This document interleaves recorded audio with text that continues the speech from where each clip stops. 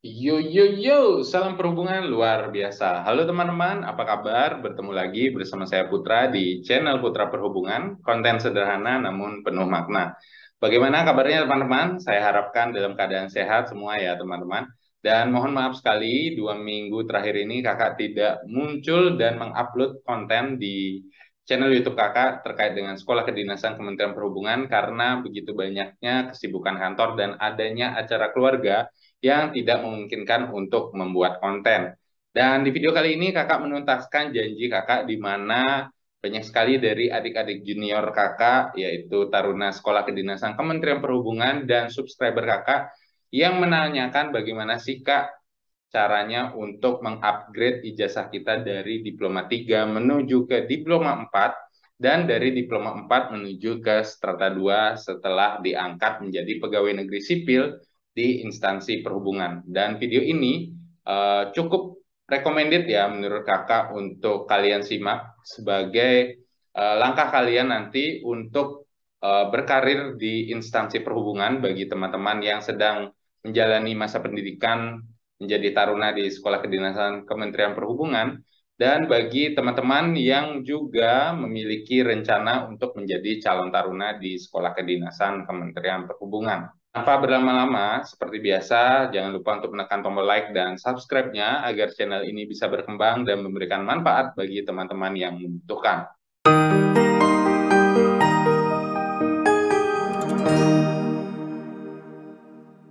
Oke teman-teman, langsung saja kita menuju ke pokok pembahasannya, di mana di sini kakak akan menjelaskan secara singkat ya, supaya durasinya tidak terlalu lama, yaitu cara naik pangkat dengan cepat menggunakan penyesuaian ijazah, yaitu upgrade ijazah dari Diploma 3 menuju ke Diploma 4 dan dari Diploma 4 menuju ke Strata 2 setelah kalian diangkat menjadi pegawai negeri sipil di instansi perhubungan. Nah, di sini kakak menjelaskan sedikit saja ya bagi teman-teman yang mungkin saja ada yang belum tahu ya, bahwa jenis-jenis sekolah kedinasan di bawah Kementerian Perhubungan itu ada 3 jenis matra. Yang pertama yaitu ada matra udara, yang kedua ada matra laut, dan yang ketiga ada matra darat. Dan di sini kakak menjelaskan juga terkait tahapan kalian dari calon taruna sampai kalian wisuda.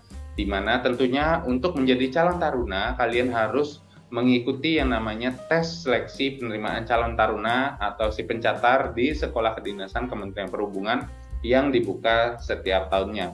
Dan apabila teman-teman sudah dinyatakan lulus, barulah nanti kalian baru dinamakan atau disebutnya itu calon taruna ya, untuk melaksanakan masa orientasi dasar selama kurang lebih 1,5 bulan sejak pertama kali kalian masuk asrama. Jadi kalian akan melakukan yang namanya proses pembinaan, pembentukan karakter atau biasa disebut dengan mada tukar ya teman-teman. Kemudian setelah kalian menjalani proses orientasi tersebut, barulah nanti kalian akan diangkat menjadi taruna atau dilantik ya tepatnya ya. Barulah kalian nanti menggunakan seragam dan atribut ketarunaan. Nah, di sini kalian juga akan melakukan masa pendidikan selama 3 tahun untuk teman-teman yang memilih program Diploma 3 dan melaksanakan program pendidikan 4 tahun bagi teman-teman yang memilih program pendidikan Diploma 4. Dan pada saat kalian mendapatkan cuti atau libur semester yang biasanya diberikan itu pada saat hari raya Lebaran dan tahun Natal tahun baru, maka nanti kalian akan ditugaskan untuk menuju ke Dinas Perhubungan di daerah kalian masing-masing ya, untuk mendapatkan cap izin berlibur dan melaksanakan praktek pramagang untuk membantu pegawai Dinas Perhubungan di masing-masing domisili kalian untuk melakukan yang namanya pengaturan lalu lintas angkutan Lebaran atau Natal dan Tahun Baru. Jadi intinya kalian membantu pekerjaan dari pegawai dinas perhubungan ya untuk melaksanakan kelancaran lalu lintas pada saat masa Lebaran atau Natal dan Tahun Baru. Dan kemudian nanti pada saat melakukan program pendidikan itu kalian akan melaksanakan magang kerja atau biasa disebut dengan on job training selama 3 bulan pada semester akhir pendidikan kalian. di mana nanti kalian akan membentuk kelompok dari teman-teman kalian yang kemudian disebar menuju ke instansi perhubungan atau di instansi dinas perhubungan, baik itu pusat atau daerah ya teman-teman, dan melakukan program magang selama 3 bulan. Nah, di sana kalian akan ditugaskan untuk mengambil data-data di instansi perhubungan dan menjawab permasalahan-permasalahan transportasi yang terjadi dan mengaplikasikan ilmu yang telah kalian dapatkan untuk menjawab permasalahan-permasalahan tersebut yang nantinya kalian akan tuangkan menuju ke laporan akhir. Kalau untuk diploma 3 namanya itu kertas kerja wajib atau KKW, dan untuk diploma 4 namanya skripsi. Nah, di sana setelah kalian menuangkan berbagai data-data masalah-masalah yang kalian hadapi di instansi tersebut dan menjawabnya dengan mengaplikasikan ilmu yang kalian dapatkan, maka nanti akan diujikan dengan mengikuti sidang tugas akhir ya teman-teman, di mana kalian akan memaparkan tugas akhir yang nantinya diujikan di depan dosen, penguji, dan pembimbing. Kemudian setelah dinyatakan lulus dalam sidang tugas akhir, barulah nanti kalian akan diwisuda. Nah, wisudanya ini ada 2 kali ya teman-teman, di mana wisudanya di sekolah kedinasan yang kalian daftar, atau biasanya disebut dengan wisuda setiap matra, yaitu kalau kalian di matra darat, maka kalian akan wisuda tersendiri ya, itunya. Kemudian ada yang namanya wisuda terpadu, di mana setiap matra baik dari udara, laut, udara dikumpulkan menjadi satu, baru nanti kalian akan dilepas atau dilantik oleh Menteri Perhubungan, yang biasanya dilakukan itu di Monas, Jakarta ya teman-teman. Kemudian di sini kakak akan menjelaskan juga terkait dengan pangkat yang melekat saat kalian bekerja sesuai dengan jenjang pendidikan. Nah, bagi teman-teman yang memilih program pendidikan diploma 3, maka kalian akan mendapatkan pangkat pengatur golongan 2C dengan pangkat menempel di pundak kalian seperti gambar di sebelah kiri ini. Kemudian bagi teman-teman yang menamatkan program pendidikan diploma 4, maka kalian akan mendapatkan pangkat penata muda golongan 3A dengan pangkat di pundak kalian balok 1 berwarna kuning seperti gambar di sebelah kanan ini. Nah, di sini kakak akan menyampaikan dulu terkait dengan prosedur pengangkatan menjadi ASN di instansi perhubungan setelah kalian tamat menjalani proses pendidikan di sekolah kedinasan Kementerian Perhubungan, di mana setelah kalian diwisuda itu kalian akan melakukan pemberkasan dan menunggu perteknip ya, atau nomor induk pegawai kalian itu jadi atau keluar dari Badan Kepegawaian, di mana nanti kegiatannya itu kalian akan mengumpulkan beberapa dokumen dan melakukan tes kesehatan lagi, biasanya sih formalitas ya teman-teman, sebagai syarat untuk pengangkatan menjadi CPNS. Kemudian setelah itu kalian menunggu yang namanya SPMT atau Surat Perintah Melaksanakan Tugas dari instansi perhubungan, baik itu pusat atau daerah ya. Kalau kalian mengikuti pola pembibitan pusat, maka kalian menunggu dari SPMT Kementerian Perhubungan. Kalau kalian dari pola pembibitan daerah, maka kalian menunggu SPMT dari Dinas Perhubungan yang kalian daftarkan. Kemudian instansi akan memanggil CPNS untuk mengisi formasi yang akan diisi dalam bentuk surat perintah. Nah, di sana barulah nanti kalian akan dipanggil menuju instansi tempat kalian bekerja nanti, kemudian barulah nanti kalian akan diangkat menjadi calon pegawai negeri sipil serta penempatan kerja. Nah, di sini kakak mohon maaf ya, dikoreksi ya teman-teman.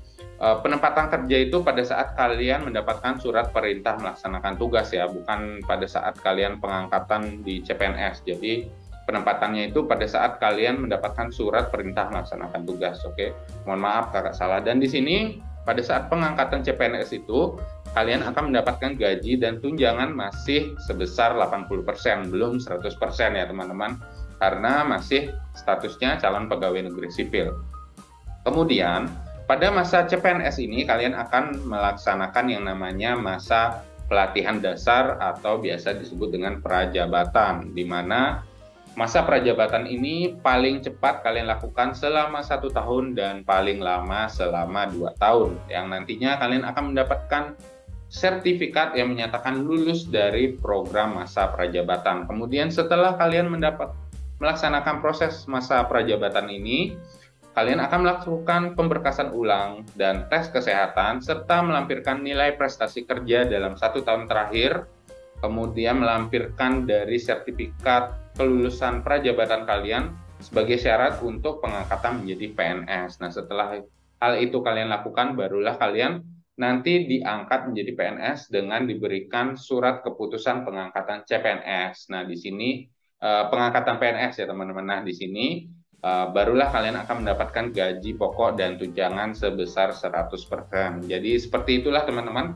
prosedur pengangkatan menjadi ASN di instansi perhubungan setelah kalian lulus di wisuda di Sekolah Kedinasan Kementerian Perhubungan. Jadi ada 5 tahap ya yang harus kalian lakukan. Dan di sini inti dari video ini yaitu bagaimana caranya atau prosedur kenaikan pangkat menggunakan penyesuaian ijazah, yaitu mengupgrade ijazah yang kalian dapatkan pada saat masa pendidikan di Sekolah Kedinasan Kementerian Perhubungan dari Diploma 3 menuju ke Diploma 4 dan begitu juga dari Diploma 4 menuju ke Strata 2. Nah, di sini kakak tidak akan menjelaskan lagi ya terkait dengan dari masa pengangkatan CPNS sampai kalian pengangkatan PNS karena kakak sudah menjelaskan tadi dan di sini kakak akan menjelaskan ya di mana pada saat kalian sudah diangkat menjadi PNS itu kalian harus melaksanakan yang namanya masa PNS selama 1 tahun. Jadi kalian harus 1 tahun bekerja dulu ya dengan setelah diangkat PNS itu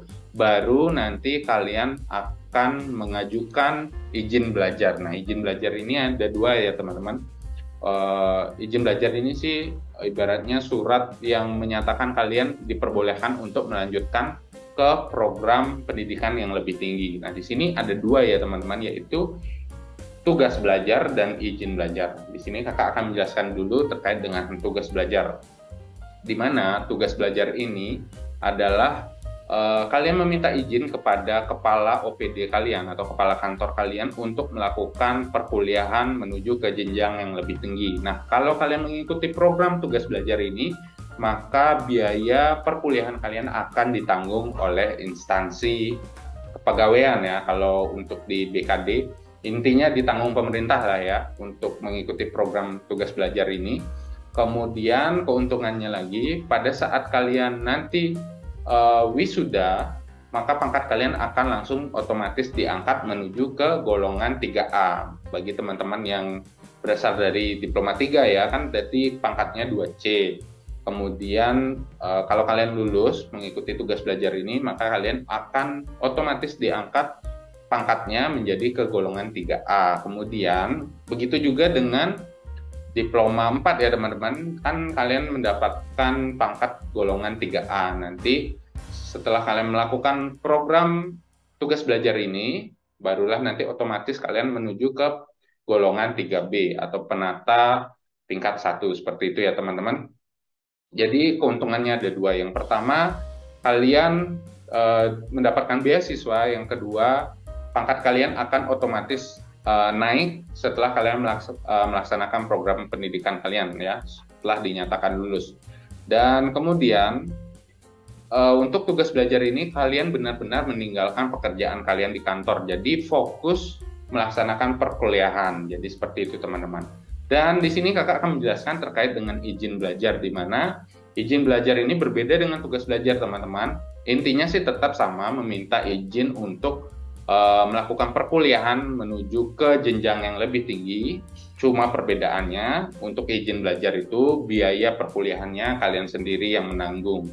Kemudian yang kedua, apabila kalian sudah lulus dari program perkuliahan, maka nanti kalian akan melaksanakan, tidak otomatis dinaikkan pangkatnya ya teman-teman, tetapi kalian harus mengikuti yang namanya tes penyesuaian ijazah kenaikan pangkat, seperti itu teman-teman. Kalau sudah dinyatakan lulus tes, barulah pangkat kalian akan dinaikkan, jadi seperti itu. Dan untuk kalian yang berasal dari Matra Darat, yaitu dari Sekolah Kedinasan Perhubungan Matra Darat, maka nanti untuk contohnya kalian berasal dari Diploma 3 Manajemen Transportasi Jalan di STTD Bekasi ya teman-teman. Kalian bisa melanjutkan nanti ke Diploma 4 mengambil program pendidikan transportasi darat di Sekolah Kedinasan Kementerian Perhubungan yaitu STTD Bekasi. Seperti itu teman-teman, intinya kalau kalian berasal dari program Diploma 3 maka kalian bisa melanjutkan ke diploma 4 di sekolah perhubungan juga seperti itu. Tetapi kalau dari matra laut dan matra udara, kakak sih sudah menanyakan untuk matra laut ya teman-teman, tidak bisa seperti yang matra darat, karena untuk yang di matra laut tidak menyediakan yang namanya program extension. Jadi seperti itu teman-teman. Program extension itu hanya disediakan di STTD Bekasi, yaitu dari lanjutan diploma 3 ke diploma 4. Untuk matra laut dan udara sepertinya tidak disediakan ya teman-teman, dan kakak sudah menanyakan dengan alumni dari STIP Jakarta dan menyatakan memang tidak ada program extension, tetapi kalian masih tetap bisa untuk melanjutkan program perkuliahan tetapi di kuliah umum ya teman-teman. Contohnya kalian mengambil jurusan teknik sipil atau mengambil jurusan teknik transportasi di kuliah umum, bukan di sekolah kedinasan Kementerian Perhubungan. Jadi seperti itu ya teman-teman untuk solusinya. Jadi kemudian setelah yang tadi kakak sampaikan, yaitu setelah kalian menamatkan program pendidikan kalian, barulah nanti pangkat kalian akan disesuaikan dengan ijazah kalian. Kalau dari kalian meminta tugas belajar, maka pangkat kalian akan otomatis diangkat setelah kalian lulus dari program pendidikan. Dan untuk yang meminta surat izin belajar, maka kalian harus mengikuti tes penyesuaian ijazah terlebih dahulu dan dinyatakan lulus, baru pangkat kalian akan dinaikkan. Jadi seperti itu ya teman-teman, terkait dengan prosedur kenaikan pangkat penyesuaian ijazah setelah kalian diangkat menjadi pegawai negeri sipil di instansi perhubungan. Kemudian di sini kakak akan menjelaskan ya teman-teman, di mana untuk kalian yang memang berasal dari diploma 3, yaitu setelah diangkat itu kan pangkatnya pengatur 2C, dan setelah penyesuaian ijazah maka kalian akan langsung melompat ke golongan 3A, yaitu di penata muda golongan 3A. Nah, kalau kalian tidak kuliah, jadi naik pangkatnya itu reguler, maka kalian membutuhkan waktu 8 tahun untuk menuju ke pangkat penata muda golongan 3A. Jadi seperti itu. Jadi dari 2C 4 tahun dulu, kemudian 2D 4 tahun dulu, baru ke golongan 3A. Jadi ada 8 tahun dulu ya teman-teman kalau kalian tidak kuliah. Tetapi kalau kalian kuliah, maka 4 tahun terakhir itu kalian bisa pangkas, yaitu kalian tidak perlu ke golongan 2D. Dari 2C itu kalian akan langsung melompat ke golongan 3A. Jadi seperti itu teman-teman, membutuhkan waktu hanya 4 tahun saja. Dan kemudian bagi teman-teman yang berasal dari program diploma 4 di Sekolah Kedinasan Kementerian Perhubungan yang mendapatkan pangkat penata muda golongan 3A, maka nanti setelah kalian menamatkan program pendidikan kalian ke jenjang S2, maka kalian akan langsung melompat ke golongan 3B, yaitu pangkat penata tingkat 1. Jadi seperti itu teman-teman, setelah kalian diangkat menjadi PNS ya, golongan 3A, baru kalian menjalani masa pangkat dulu ya selama 1 tahun setelah diangkat menjadi PNS, jadi 2 tahun ya teman-teman, barulah nanti kalian melaksanakan perkuliahan.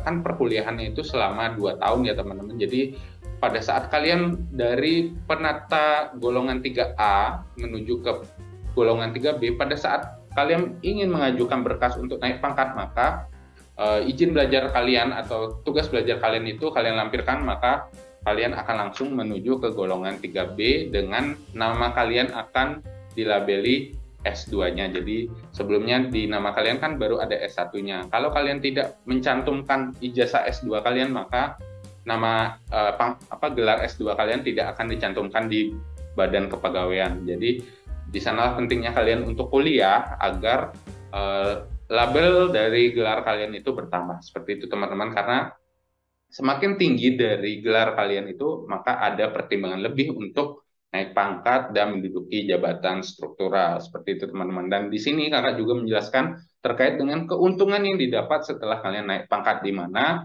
yang pertama tentunya akan menambah penghasilan, di mana setelah mendapatkan SK naik pangkat, maka penghasilan kita baik dari segi maupun tunjangan akan bertambah. Kemudian yang kedua yaitu pertimbangan untuk menduduki jabatan, di mana setelah naik pangkat, bila ada jabatan struktural yang kosong, maka kita akan mendapatkan pertimbangan lebih untuk menduduki jabatan tersebut ya teman-teman.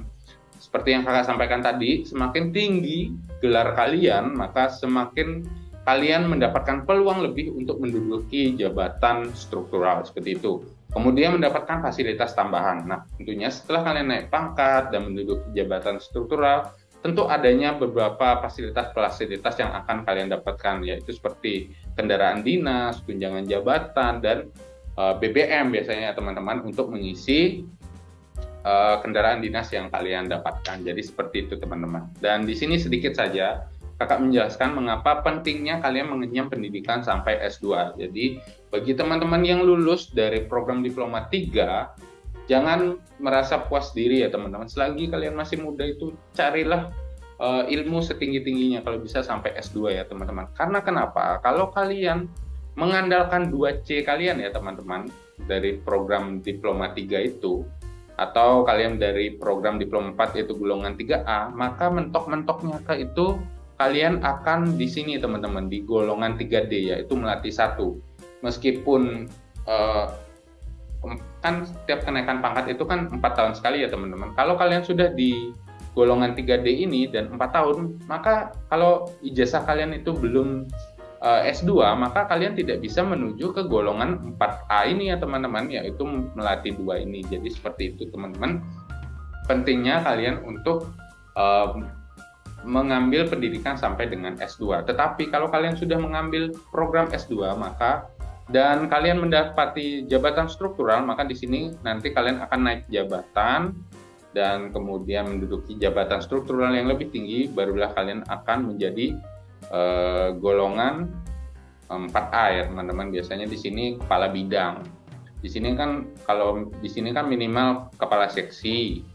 Untuk golongan 2C biasanya sampai golongan 3D, dan untuk ke jenjang kepala bidang biasanya barulah ke golongan 4A. Kemudian untuk golongan 4B ini biasanya sekretaris dinas ya teman-teman, baru nanti ke bintang 1. Nah, bintang 1 ini yaitu kepala dinas. Jadi seperti itu teman-teman, pentingnya kalian untuk mengenyam ke S2, jangan berpuas diri dengan gelar kalian, karena ini pengalaman kakak juga ya teman-teman. Jadi setelah diangkat jadi PNS itu kakak tidak mengesampingkan pendidikan ya, jadi terlalu membeli sesuatu yang tidak bermanfaat lah ya.